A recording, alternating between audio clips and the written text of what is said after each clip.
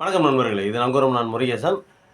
நாடாளுமன்ற உறுப்பினர் திரு வெங்கடேசன் அவர்களுக்கு கொலை மிரட்டல் விட்டுருக்காங்க. எதுக்கு கொலை மிரட்டல் விட்டுருக்காங்க? இந்த பாராளுமன்றத்தில் போய் இவர் பேசியிருக்காரு. அதுக்கு தானே இவர் தேர்ந்தெடுத்தது. பாராளுமன்றத்தில் பேசுகிறதுக்கு தானே தேர்ந்தெடுத்தோம். அந்த பகல்காம் தாக்குதலை பற்றி பேசியிருப்பார் போல இருக்குது. அதுக்காக இதை பற்றி ஏன் பேசுகிற அப்படின்னு கொலை மிரட்டல் விட்டுருப்பாங்க. இவங்க விட்டா ராகுல் காந்தியவே என்ன பண்ணாங்க அப்படின்னா, ஏற்கனவே அவர் இந்த மாதிரி பாராளுமன்றத்தில் பேசுகிறாரு, அவரை வாயை அடைக்க முடியல, அவர் சொன்னாலும் கேட்க மாட்டேங்கிறாரு, அதனால் அவர் என்ன பண்ணலாம் அப்படின்னா, அவரை ஏதோ ஒரு வழக்கு போட்டு ஜெயிலு தூக்கி உள்ளே போட்டுட்டோம் அப்படின்னா அவர் பேச மாட்டார்.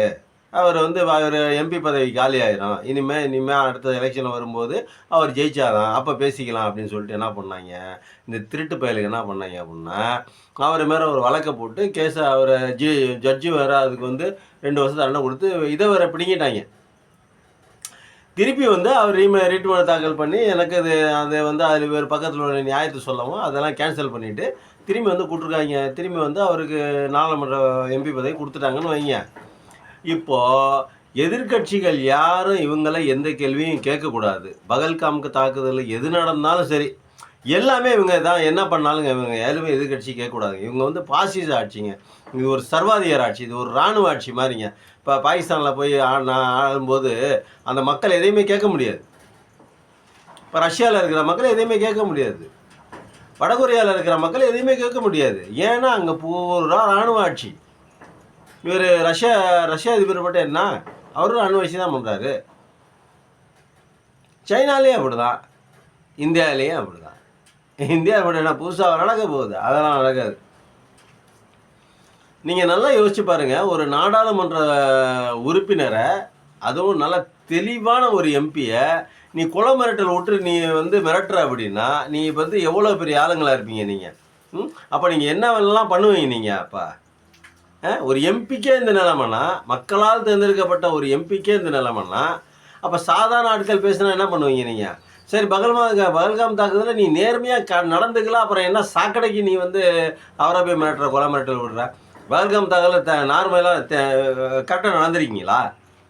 அந்த 6 பேர் எங்கே எப்படி வந்தாங்க? 250 கிலோமீட்டர் இருக்குன்னு சொல்கிறாங்க. பகல்காம் எல்லையிலிருந்து இந்தியா பாகிஸ்தான் எல்லையிலேருந்து பகல்காம் 250 கிலோமீட்டர் இருக்குங்கிறான். 250 கிலோமீட்டருக்கு அங்கேருந்து 250 கிலோமீட்டர் எப்படா தீவிரவாதி வந்தான்? எத்தனை லட்சம் போலீஸ் இராணுவம் அங்கே இருக்கீங்க? கிட்டத்தட்ட 4 லட்சம் பேர்த்துக்கு மேலே இருக்கீங்கல்ல காஷ்மீரில். அவளை இராணுவ வீரர்கள், அவளை போலீஸுக்காரங்களாம் என்ன பண்ணாங்க? அவங்கள ஒன்றும் கண்டுக்க வேணாம்னு சொன்னீங்களா? ஒருத்தர் பேட்டியே கொடுக்குறாரு, ஒரு சிப்பாயை பேட்டியே கொடுத்தாரு. எங்களை மேஜர் தள்ளி போக சொல்லிட்டாரு, அவங்கள தேக்க வேணான்னு சொல்லிட்டாரு, நீங்கள் தள்ளிப்போ அப்படின்ட்டாரு. அவங்க உள்ளே வந்துட்டாங்க அப்படின்னு ஒரு மேஜரே சொன்னார். இதுக்கு என்ன பதில்? ஏதாவது ஒரு பதிலை சொல்லிங்களா? எது கேட்டாலும் உடனே அவன் மேலே கொலை மிரட்டல் விடுறது, அவனை மிரட்டுறது, இவனை மிரட்டுறது, இது என்ன பொழப்புது? நீங்கள் எதுக்கே ஜனநாயகன் பேர் வச்சுருக்கீங்க? எதுக்கு ஜனநாயகன் பேர் வச்சுருக்கீங்க? நான் தான் அரசன் சொல்லிட்டு போக வேண்டியதானே? நான் தான் மன்னன், நான் தான் அதிபர், பிரதமரும் நான் தான், அதிபரும் நான் தான், முப்படை தளபதியும் நான் தான், நான் சொல்கிறதான் கேட்கணும் அப்படின்னு சொல்லிட்டு போக வேண்டியதானே? என்ன வெங்காய ஆட்சி உங்களுக்கு ஜனநாயக ஆட்சி நீங்கள் பண்ணுறீங்க? எப்படி நீங்கள் ஒரு ஒரு ஒரு ஒரு ஒரு நாடாளுமன்றத்தில், அதாவது மோடி தோத்துட்டாருன்னு சொன்னாங்க வாரணாசியில், மோடியோட சொந்த தொகுதியில் வாரணாசியில் தோத்துட்டாருன்னு சொன்னாங்க. அப்புறம் 2 மணி நேரம் ஏதோ பிரேக் பண்ணி ஏதோ கோல்மால் பண்ணி ஜெயிச்சு வச்சுட்டாங்கன்னு சொல்லிட்டு பேப்பரில் காணொலியில் வந்துருச்சு, எல்லா காணொலியும் வந்துருச்சு. திருப்பி இது தில்லுமுழு தானே, இது ஏமாத்து வேலை தானே. ஆனால் உண்மையாக தேர்ந்தெடுக்கப்பட்ட ஒரு நாடாளுமன்ற எம்பியை நீங்கள் மிரட்டுறீங்க. அப்போ இன்னும் என்னென்ன பண்ண மாட்டீங்க? திருட்டுத்தனம் என்னென்ன பண்ண மாட்டீங்க? என்னென்ன வேலை பண்ண மாட்டீங்க? இல்லை, என்னென்ன வேலை பண்ண மாட்டீங்க? அப்போது யாருமே கேட்குறதுக்கு ஆள் இல்லை. நம்மளை 140 கோடி பேரும் நமக்கு அடிமைங்க. அந்த கிராஸ் பெல்ட் போட்டவங்களை தவிர பாக்கி 140 கோடி பேரும் நமக்கு அடிமைங்க. அப்படி தானே நினைப்போம் உங்கள் நினப்பு? அப்போ நீங்கள் என்ன வேணாலும் செய்வீங்க, யாரும் கேட்கக்கூடாது. இங்கே 25 பேர், அந்த 29 பேர் 30 பேர் செத்து போயிட்டாங்களே பகல்காமில். அங்கேருந்து 250 கிலோமீட்டர் தூரம் தள்ளி வந்தீங்களா? அவங்க போட்டோ கீட்டா எல்லாம் இருக்குல்ல, ஆளுங்களை பூரா தெரியுமில்ல, எந்த ஊரில் இருக்காங்க தேடி கண்டுபிடிக்கணுமா இல்லை? அதை கண்டுபிடிச்சிங்களா? சும்மா கிடந்து போய் பாகிஸ்தானை போய் குண்டு போட்டு அடிச்சுட்டு வந்தீங்க.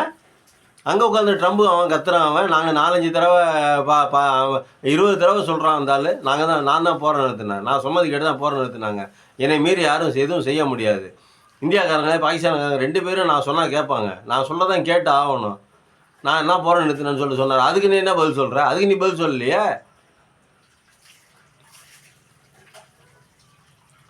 ட்ரம்ப் எல்லாம் அந்த மாதிரிலாம் ட்ரம்ப் அப்படி சொன்னதெல்லாம் பொய், அவர் தப்பாக சொல்கிறார் அப்படின்னு சொல்கிறதுக்கு யோகியதை இல்லை நாடாளுமன்றத்தில்.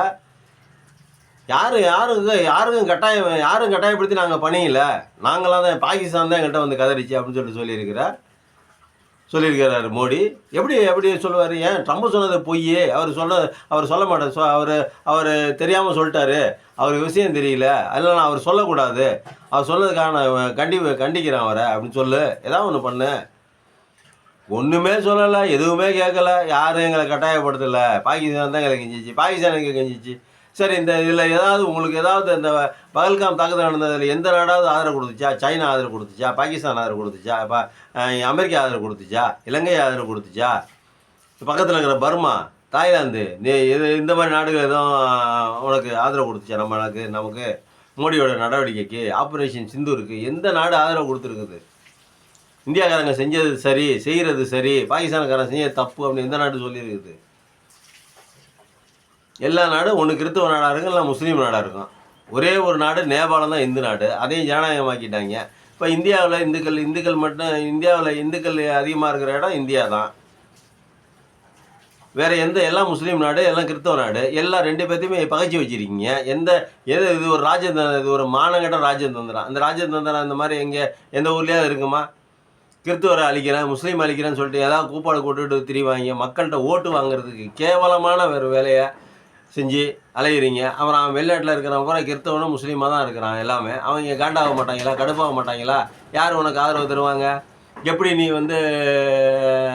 அரசாள முடியும்? எந்த நாடு உனக்கு ஆதரவு தருவாங்க? பாகிஸ்தானுக்கு எதிராக இந்தியாவுக்கு ஆதரவாக யார் பேசுவாங்க?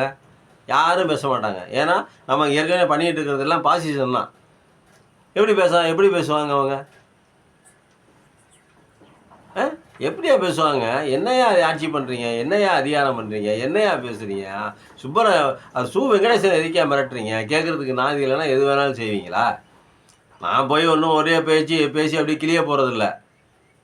ஒரு நீதிபதி என்னடானா ஒரு வக்கீலை கூப்பிட்டு தேவையில்லாமல் சம்மந்தமே இல்லாமல் ஒரு வக்கீலை கூப்பிட்டு இங்கே பற்றி எப்படி நீங்கள் புகார் கொடுத்தீங்க, அப்படி கொடுத்தீங்க, எப்படி கொடுத்தீங்க அப்படின்னு சொல்கிறாரு. அதுக்கு ஒரு அதிமுக அதுக்கு ஒரு அதிமுக கணிச்சில் வேறு துணை போயிருக்குது. என்னையா நடக்குது நாட்டில்? ஒரு நாடு, ஒரு நிர்வாகம், 140 கோடி பேர் உன்னை நம்பி ஓட்டு போட்டு உன்னை ஆட்சியில் உட்கார வச்சா நீ பேசுகிறது பண்ணுறதெல்லாம் ஏட்டி போட்டியாக நீங்கள் பண்ணிக்கிட்டு இருக்கிற எம்பிகளை கேட்டாக்கா கேட்க விடாமல் பேசுகிறது, எதிர்கட்சிகளை பேசுனாக்கா இடியை விட்டு அழிக்கிறது, இன்கம் டேக்ஸை விட்டு காலி பண்ணுறது, தூக்கி உள்ளே போடுறது, சம்மந்தமே தூக்கி உள்ளே போடுறது, இதெல்லாம் ஒரு பொழப்பு. இந்த பொழப்புக்கு அவங்கள தேர்ந்தெடுத்து ஆட்சியில் உட்கார வச்சாங்க. இந்த பொழப்பு பொழைக்கிறதுக்கு ஆட்சியில் வந்து உட்காந்துருக்கீங்க.